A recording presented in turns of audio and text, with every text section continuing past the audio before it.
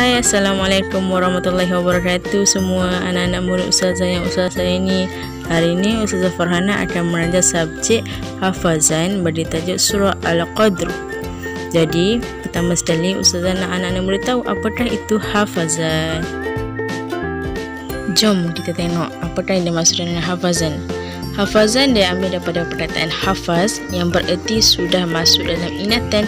Maknanya hafazan itu adalah sesuatu yang telah kita ambil untuk kita ingat serta dapat mengucapkan pelajaran tersebut atau sama ada ianya ayat Al-Quran ataupun lain-lain dengan ingatan semata-mata tanpa melihat buku, kitab dan sebagainya. Anak-anak murid Ustazah kena bijak dalam membuat hafalan, betul tak? Selain itu, tengok kotak belah kiri ni pula, hafazan juga boleh dikatakan sebagai proses yang digunakan untuk menyimpan segala maklumat dan pengetahuan. Jadi dekat dengan hafazan lah kita akan cepat mengingatkan sesuatu pengetahuan ataupun sesuatu subjek yang telah kita pelajari, betul tak? Sebab itu, hafazan pun merupakan salah satu elemen yang penting yang perlu ada dalam setiap diri pelajar. Bukan semata-mata membaca, tapi kena menghafaz. Okey?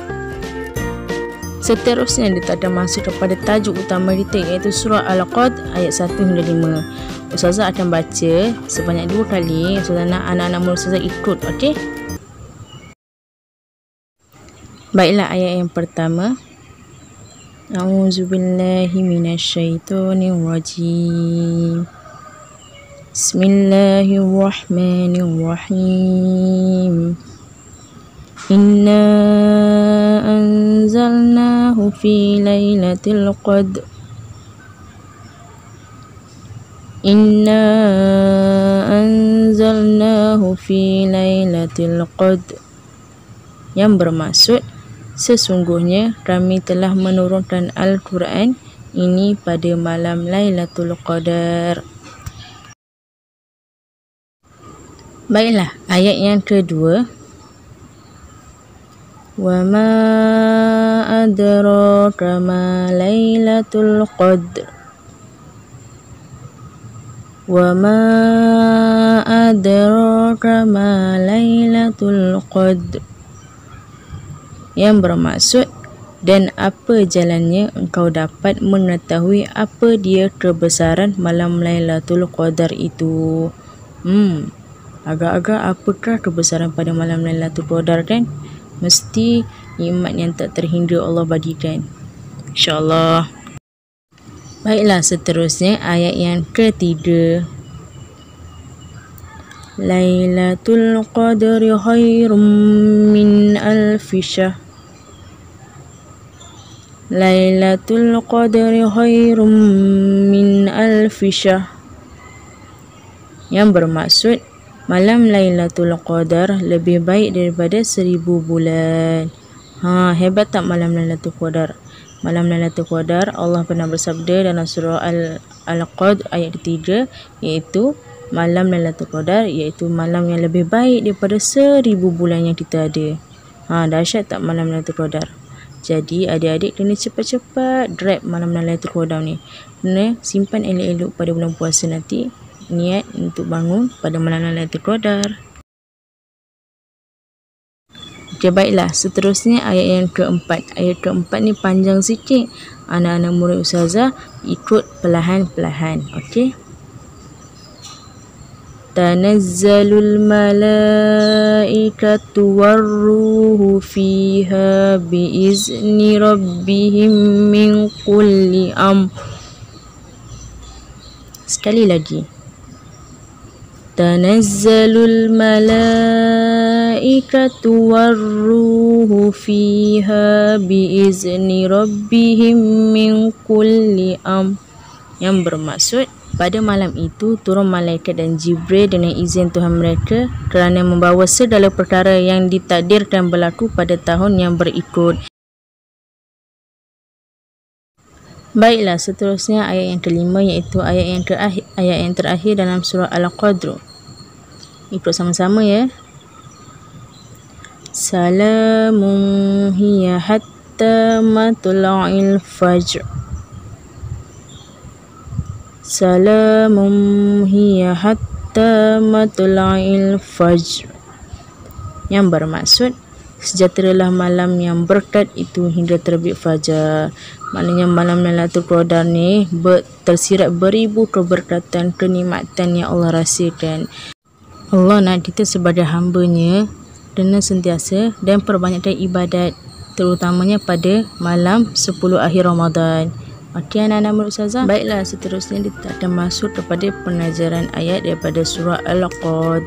Yang pertama, kita mestilah bersyukur ke atas nikmat pada malam Lailatul Qadar.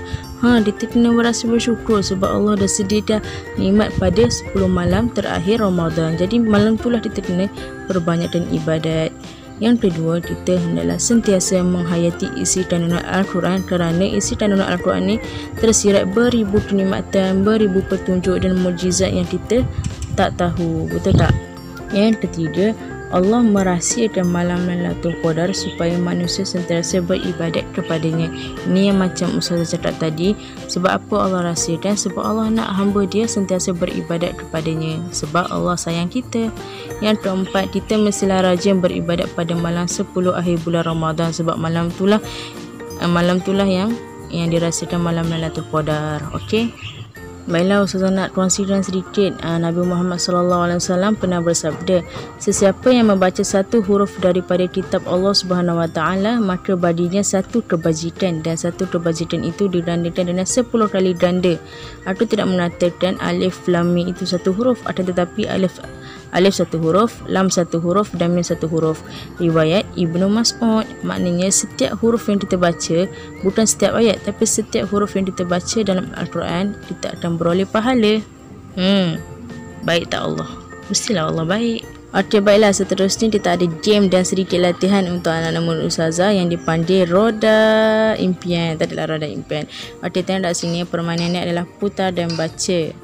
Tiap kali huruf yang berhenti kita kena baca. Okey, baca sama-sama dengan Ustazah. Okey, boleh? Okey, ayat pertama, tanazzalul malaikatu warruhu fiha biizni rabbihim min kulli Okey, Ustazah putar lagi. Okey, ayat yang kedua, wa ma adraka ma lailatul qadr. Seterusnya Ustazah akan putar lagi, dan Ustazah nak sama-sama baca tau. Nanti Ustazah akan share linknya untuk anak-anak boleh buat latihan di rumah. Okey, ayat yang kat kotak warna biru ni, inna anzalnahu fi lailatul qadr. Ni ayat yang pertama tahu dalam surah Al-Qad. Kena ingat, nanti Ustazah nak kamu hafal. Okey, Ustazah akan putar lagi, dan dia akan berhenti dekat warna purple, iaitu ayatnya salamun hiya hatta matla'il fajr. Ini ayat yang keberapa? Ini ayat yang kelima, iaitu ayat terakhir dalam surah Al-Qadr. Okey, tinggal satu je lagi. Yang satu ni sudah semestinya lah ayatnya. Tak kena lagi. Kita putar lagi sekali. Kita akan putar lagi sekali supaya kena juga dekat warna merah ni. Ustazah nak semua baca sama-sama tau. Okey, dia dah berhenti. Lailatul Qadri khairum min alfi syahr. Ini ayat berapa? Ayat yang ketiga. Alright, boleh semua? Okay, nanti Ustazah akan share linknya. Nanti Ustazah nak anak-anak murid Ustazah boleh main dan buat latihan kat rumah. Ustazah akan bagi latihan lain lagi. Okey, Assalamualaikum.